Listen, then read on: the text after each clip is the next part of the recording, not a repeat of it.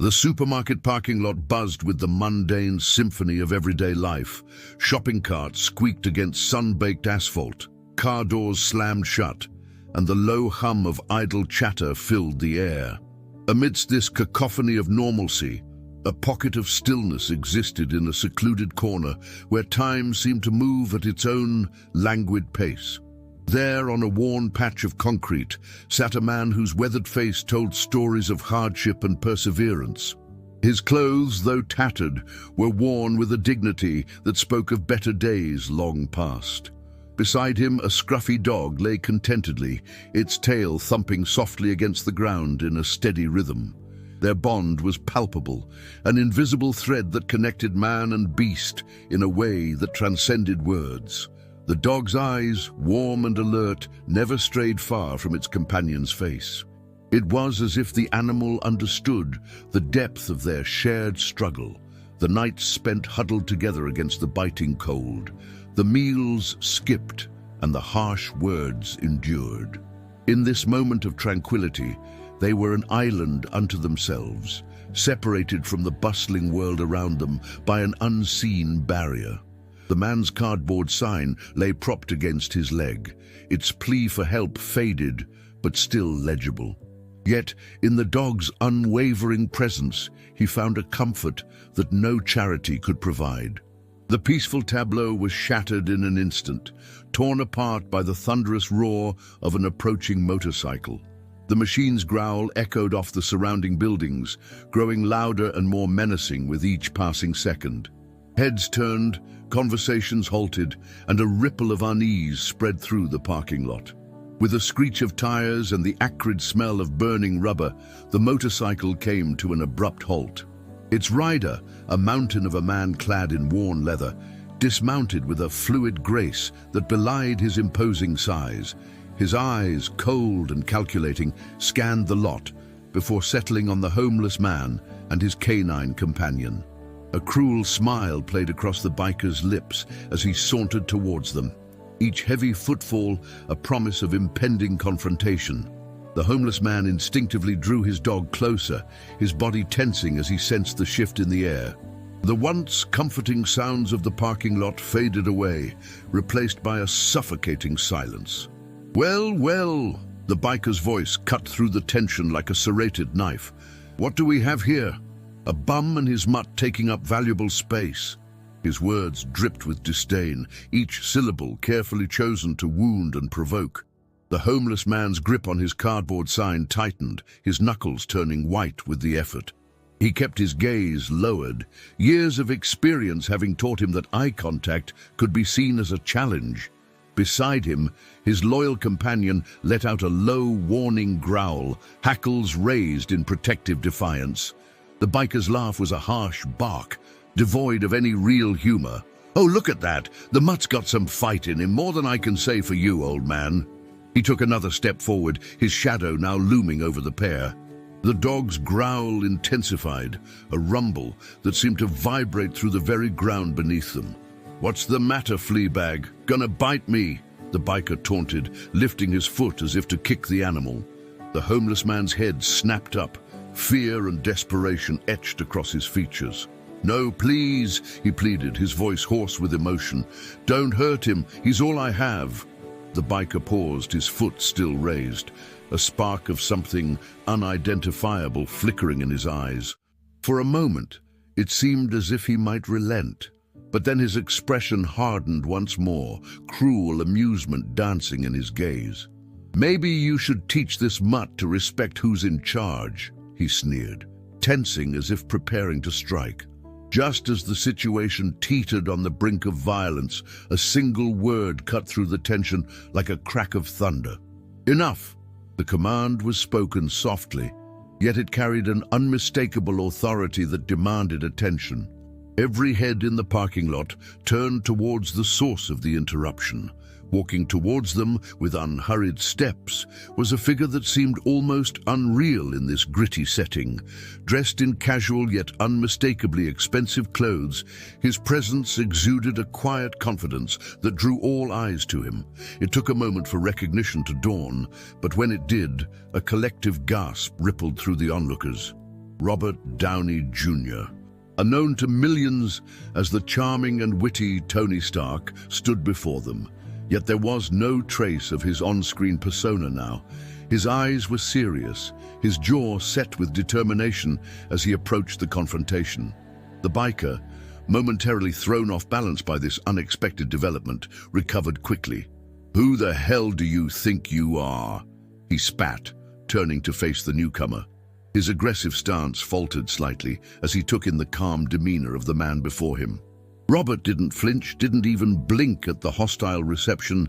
Instead, he posed a simple question, his voice level and controlled. "Do you think this is right?" The biker's sneer twisted with a mixture of irritation and disbelief. "Oh, of course," he scoffed, his voice dripping with sarcasm.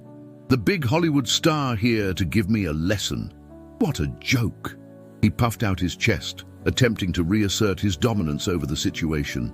Robert remained unruffled, his gaze steady as he replied, "This isn't about me. It's about you and what you're doing to them." He gestured towards the homeless man and his dog, who watched the exchange with a mixture of fear and hope.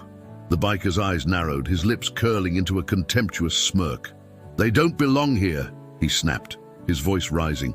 "They're just in the way, taking up space, begging for handouts. Why should I care?" The words hung in the air, heavy with prejudice and anger. A tense silence fell over the parking lot as everyone waited to see how Robert would respond. The actor tilted his head slightly, studying the man before him with an intensity that seemed to pierce right through his bravado. "And you think hurting someone weaker than you makes you stronger?" he asked, his tone genuinely curious rather than accusatory. "Or does it just show who you really are?" A flicker of uncertainty passed through the biker's eyes, so brief that it might have been missed by anyone not watching closely. But Robert saw it, and he pressed his advantage. "You're not fooling anyone here," he continued, his voice low but carrying easily in the hushed parking lot. "Not me, not them, and certainly not yourself." The biker's facade of bravado began to crack, his aggressive posture faltering under the weight of Robert's words. He shifted uncomfortably, his gaze darting around as if searching for an escape route. "You don't know anything about me," he growled, but the words lacked their earlier venom. Robert's expression softened slightly, a hint of understanding creeping into his eyes. "Maybe not," he admitted, "but what everyone here is seeing right now, that tells us plenty." He gestured to the growing crowd of onlookers, many of whom now had their phones out, recording the confrontation. The biker's jaw clenched, his hands balling into fists at his sides. He was visibly rattled, his aggression now tinged with a palpable sense of desperation. It was clear that he was no longer in control of the situation, and that realization seemed to terrify him more than any physical threat could have. As the tension in the air reached a fever pitch, Robert took a calculated risk. He stepped closer to the biker, close enough that they could have spoken in whispers if they chose. "I see you," he said softly, his words meant for the biker's ears alone. "I see the pain behind the anger, the fear behind the aggression." The biker's eyes widened, his mask of toughness crumbling further. For a moment he looked lost, like a child caught in a lie he couldn't talk his way out of. His gaze flickered to the homeless man and his dog, then back to Robert.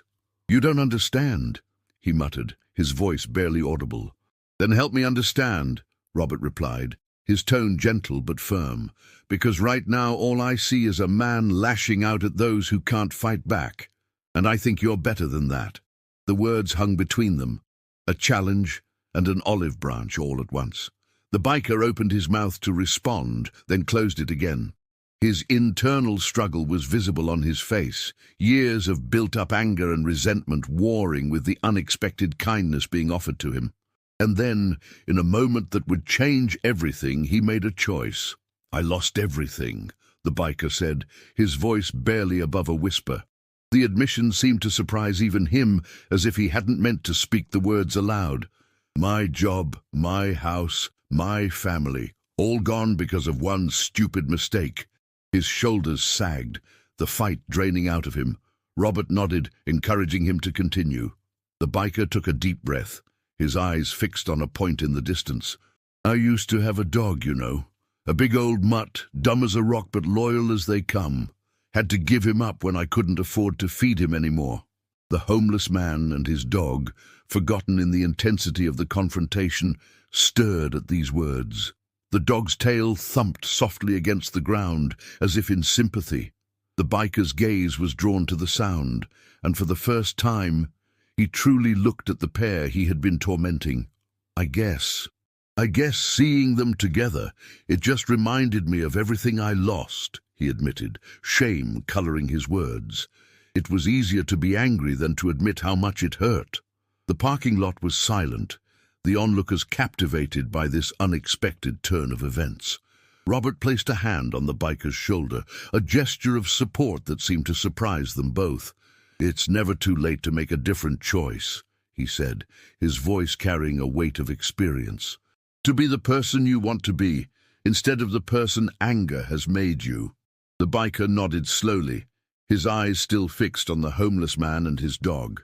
"I don't even know where to start," he mumbled, the fight completely gone from his voice. He looked lost, adrift in a sea of emotions he had been suppressing for far too long. "You can start right here, right now," Robert replied, gently steering the biker towards the homeless man, with an apology and a helping hand. The biker hesitated for a moment, years of built-up walls threatening to reassert themselves, but then, with a deep breath, he took a step forward. "I'm sorry," he said, his voice rough with emotion as he addressed the homeless man. "I had no right to treat you that way, either of you." He knelt down, extending a tentative hand towards the dog, who sniffed it cautiously before giving it a gentle lick. The homeless man's eyes widened in surprise, then softened with understanding. "We've all been through hard times," he said, his voice gentle. "It's how we treat others during those times that defines us." The wisdom in his words seemed to strike a chord with everyone present. The biker nodded, a look of determination settling over his features. "I want to make this right," he said, glancing between Robert and the homeless man. "I don't know how, but I want to try." It was a small step, but a significant one, a crack in the armor he had built around himself. Robert smiled, a genuine expression of approval that lit up his face. "That's all anyone can ask," he said, "and I think I might have an idea of where to start." He reached into his pocket, pulling out a business card and handing it to the biker. "This is a friend of mine who runs a rehabilitation center," Robert explained. "They help people get back on their feet, find jobs, deal with their anger. If you're serious about making a change, this is a good place to start." The biker took the card, staring at it as if it were a lifeline. As the biker struggled to find words, Robert turned his attention to the homeless man and his dog. "And as for you two," he said, his tone warm, "I think we can do better than a parking lot, don't you?" He pulled out another card, this one emblazoned with the logo of a local animal shelter. "They have a program that helps homeless pet owners," Robert explained. "They'll make sure your buddy here gets the care he needs, and they can help you find housing and work too." The homeless man's eyes filled with tears as he took the card, clutching it like a precious treasure. The dog, sensing the shift in mood, wagged its tail harder, looking between its owner and Robert with bright, hopeful eyes. It was as if the animal understood that their luck was finally changing, that the long, hard road they had been traveling was finally leading somewhere better. As the two men absorbed the lifelines they had been thrown, Robert addressed the crowd that had gathered. "We all face challenges in life," he said, his voice carrying easily across the parking lot. "But it's how we respond to those challenges that defines us. Kindness costs nothing, but its value is immeasurable." The onlookers nodded in agreement, many wiping away tears or reaching for their phones to delete the videos they had been recording. What had started as a potential spectacle of violence had transformed into a powerful lesson in compassion and redemption. The atmosphere in the parking lot had shifted completely. Inspired by Robert's actions, people began to step forward, offering what help they could. A woman offered to drive the homeless man and his dog to the shelter.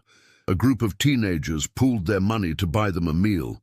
Even the store manager appeared, promising to hold a job for the man once he got back on his feet. The biker watched all of this with a mix of awe and shame, the full weight of his actions finally sinking in.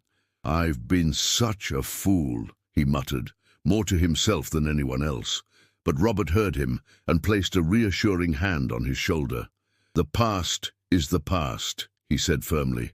"What matters now is what you do next." Nodding with newfound determination, the biker straightened up and addressed the crowd.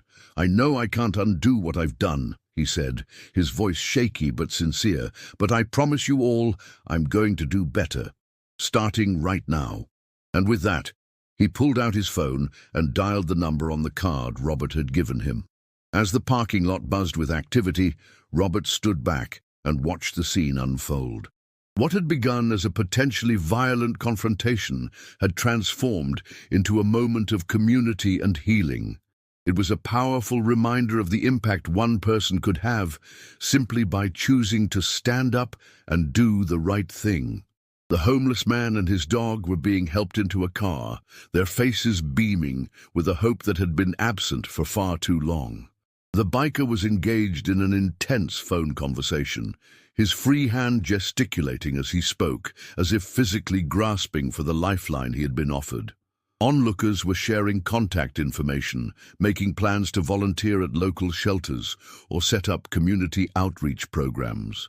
The spark of compassion that had been ignited was spreading, promising to light up far more lives than just those directly involved in the day's events. As Robert prepared to leave, satisfied that his work here was done, he was approached by a young woman.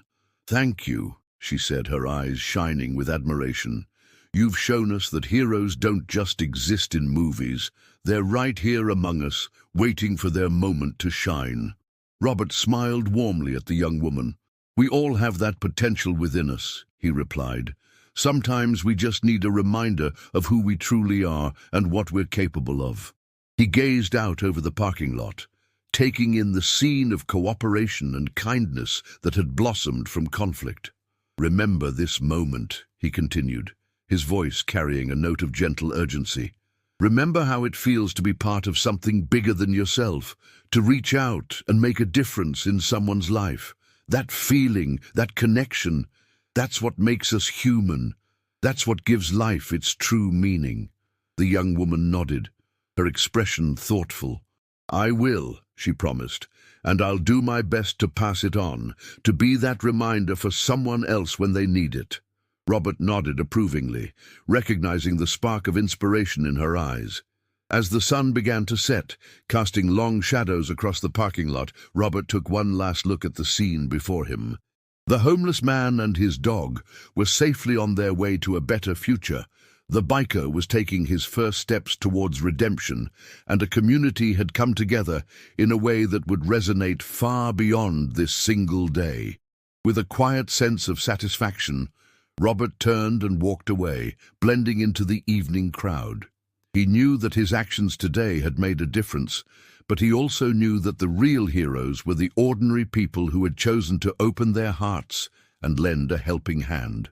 As he disappeared from view, the parking lot continued to buzz with activity, lives forever changed by a simple act of standing up for what was right. It was a powerful reminder that sometimes all it takes to change the world is the courage to say enough and the compassion to offer a helping hand.